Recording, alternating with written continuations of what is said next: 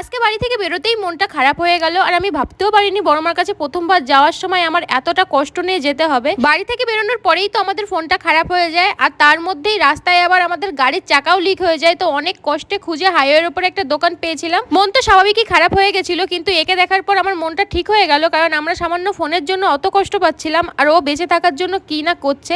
বড়মাকে দেখতে যাওয়ার সময় অনেক সুন্দর সুন্দর কালীমাকে দেখলাম, তারপরেই চলে আসলাম বড়মার কাছে। আর এখানে দিচ্ছিল প্রসাদ, তো আমরা প্রসাদ নিলাম। এই যে হচ্ছে বড়মার আসল মন্দির, তোমরা তো প্রায় সবাই জানো, কিন্তু এখন বন্ধ পুজোর সময়। আমি জীবনে এই প্রথমবার গেছিলাম বড়মার কাছে, তো যত কাছে যাচ্ছিলাম তত যেন আমার গায়ে কাটা দিচ্ছিল, আর আমি কি বলতে গেছিলাম সব কিছুক্ষণের জন্য ভুলে গেছিলাম।